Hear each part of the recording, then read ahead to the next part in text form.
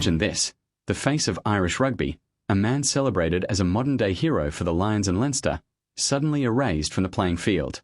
Not by injury, not by retirement, but by something far more shocking: a ban. Yes, Hugo Keenan, the player fans once thought untouchable, has now been hit with a ruling that changes everything.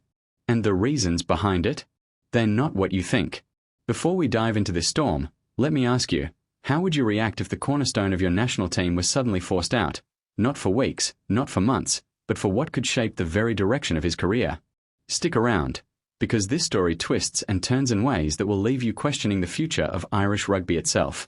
And hey, if you're new here, make sure you smash that subscribe button to stay up to date with all the biggest rugby and NRL stories right here on Aussie NRL Updates. Hugo Keenan, the calm, reliable fullback. The man who rarely made a mistake in the green jersey of Ireland. For years, he's been a symbol of stability and consistency, never flamboyant, never erratic, but always effective. Which is why the news of his ban sent shockwaves across the rugby world. But here's the kicker: it wasn't the kind of ban anyone expected. Fans assumed at first it must be related to foul play, maybe a reckless tackle, or a moment of frustration gone wrong. But no. The reality? It was rooted in a deeper, more complex issue that blindsided both his teammates and supporters. To understand the gravity of this, you need to know who Hugo Keenan is. Born and bred in Dublin, Keenan rose through the ranks with a quiet intensity. While other players hogged the spotlight with flashy plays, Keenan built his career on discipline, humility, and sheer work ethic. He wasn't just a player, he was a cornerstone. For Ireland's coaching staff, he was irreplaceable. For Leinster fans, he was dependable. For young kids dreaming of rugby glory, he was a role model. And then, suddenly, everything shifted. The announcement came in what seemed like a routine press briefing. But when the words "Keenan has been handed a ban" echoed across the room, jaws dropped. Reporters scrambled. Fans lit up social media. Was this a joke? A typo? Some cruel rumor? But no, the statement was real. Hugo Keenan would not be stepping onto the rugby pitch until further notice. And the whispers started. Was it misconduct? Doping? Off-field controversy? Well, here's the twist: none of those initial theories were right. The real reason behind the ban is something that reveals just how fragile the career of even the most disciplined athlete can be. But before we peel back that layer, let's pause for a moment and really consider what this means for Ireland's rugby prospects. Because with Keenan sidelined, the ripple effect is massive. Leinster must reshuffle their backline. Ireland's World Cup trajectory? Suddenly uncertain. And the Lions tour, fans are already asking, who can possibly replace? But wait until you hear the deeper reason. It's more shocking than any red card, and it paints a picture of rugby politics and player welfare that few ever talk about. So what exactly did Hugo Keenan do, or not do, that led to his downfall? Let's dig in. The truth lies in a technical breach. Keenan was found to have broken compliance rules connected to training protocols and player welfare guidelines. Sounds boring at first, right? But here's where it gets wild. These weren't minor slip-ups. The breaches were tied to the ongoing controversy around how much pressure unions place on players to perform, even when their bodies scream for rest. Behind the scenes, Keenan had been playing through niggling injuries. Instead of taking full recovery periods, he was pushed back into the fold. And according to reports, when monitoring systems flagged his lack of compliance with mandated rest and recovery, governing bodies stepped in. On paper, it looks like Keenan ignored protocols. In reality, it exposes the brutal tug-of-war between player well-being and the demands of professional rugby. Now here's the real bombshell.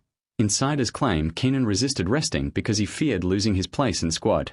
That fear, that pressure, that ironclad determination to keep playing, that's what spiraled into this shocking ban. And this is where I need your voice. Do you think rugby is protecting its stars, or are players being punished for trying to serve their team? Drop your thoughts in the comments, because this isn't just about Keenan, it's about the entire system. And while you're at it, hit like if you believe players deserve better support from governing bodies. Let's think about the timing. With major tournaments looming, Ireland now stares down a nightmare scenario. Losing Keenan isn't just losing a player, it's losing balance, leadership, and calm under pressure. Imagine Ireland going into a high-stakes match without their defensive general at the back. opposition teams are already licking their lips. And Leinster. Their European dominance relies heavily on players like Keenan who glue the squad together. Without him, suddenly the cracks show. But here's where the plot thickens. The length of Keenan's ban is still under debate. Some insiders suggest it could last until mid-2026. Others whisper that, if appeals succeed, he might return much sooner. That uncertainty is what's driving fans wild. And the million-dollar question is, will Keenan ever be the same player again, mentally and physically, after this forced exile? That's the first half of this dramatic story.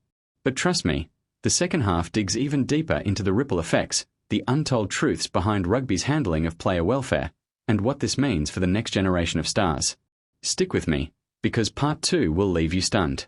If you thought Hugo Keenan's ban was just another disciplinary note in rugby history, think again. What you've just heard in part 1 only scratches the surface. Because the truth is, this isn't just about one player, it's a warning shot to the entire rugby world. And the question now is simple. Is Keenan the unfortunate scapegoat, or is he the catalyst for long overdue change? Professional rugby is brutal. Week in, week out, players push their bodies to the limit.